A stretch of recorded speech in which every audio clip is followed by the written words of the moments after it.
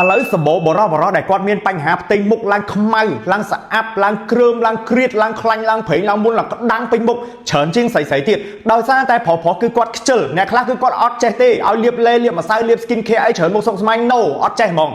ហើយពិបាកចិត្តបាក់ទឹកចិត្តអត់ដឹងថាត្រូវធ្វើមិនបាត់អញ្ចឹងបើសិនជាបងកំពុងតែជួបបញ្ហាទាំងអស់នេះបងគ្រាន់តែទិញ foam លាងមុខរបស់ខ្ញុំយកទៅប្រើលាងមួយថ្ងៃ2ដងរៀងរាល់ពេលដែលបងមួយទឹកព្រឹកល្ងាចហ្នឹងញីម៉ាសាថ្នមនៅលើស្បែកមុខរបស់បង1នាទី2នាទីងាយស្រួលប៉ុន្តែអ្វីដែលបងទទួលបាន foam លាងមុខនេះគឺវាមានសមត្ថភាពនៅក្នុងការលាងជំរះស្បែកមុខបានស្អាតល្អខ្លាំងមែនទែនបងត្រូវដឹងថាពេលខ្លះបញ្ហាគឺវាកើតឡើងដោយសារតែបងអត់បានថែទាំអត់បានលាងសម្អាតស្បែកមុខរបស់បងបានស្អាតល្អអញ្ចឹងមុខបងវាជាប់អាខ្លាញ់ប្រេងមេរោគបាក់តេរីធូលីជាតិកខ្វក់ផ្សេងៗនៅលើផ្ទៃមុខវាបណ្ដាលឲ្យផ្ទៃមុខបងអ្នកខ្លះគឺអាសាឡើងមុនហ្មងឡើងមុនឡើងក្តាំងពេញមុខអ្នកខ្លះគឺអាសារោលកទួលលំងាស់ហើយមុខរបស់យើងឡើងគ្រើមឡើងស្អាប់អត់មានសំណើមអត់មានភាពភ្លឺថ្លាអញ្ចឹងនៅពេលដែលបងបានលាងសម្អាតស្បែកមុខរបស់បងបានស្អាតល្អមួយ foam ល្អ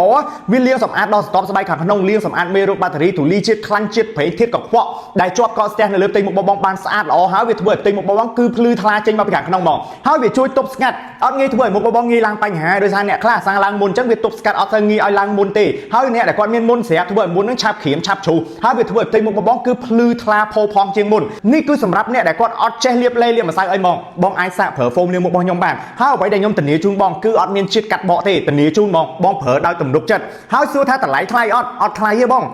សម្រាប់ promotion ពិសេសថ្ងៃហ្នឹងបងប្អូនដែលដាក់លេខទូរស័ព្ទបូទីតាំងមកបងទិញមកប្រអប់ខ្ញុំថែមជូនបងមកប្រអប់ជាទូទៅក្នុងមួយប្រអប់បងប្រើបានចូលប្រហែល3ខែអញ្ចឹងបងទិញថ្ងៃហ្នឹងទិញមួយថែមមួយបាន2ប្រអប់ប្រើបានចូលប្រហែល6ខែកន្លះឆ្នាំមកបងតម្លៃបញ្ចុះជូនបងនៅសល់ត្រឹមតែ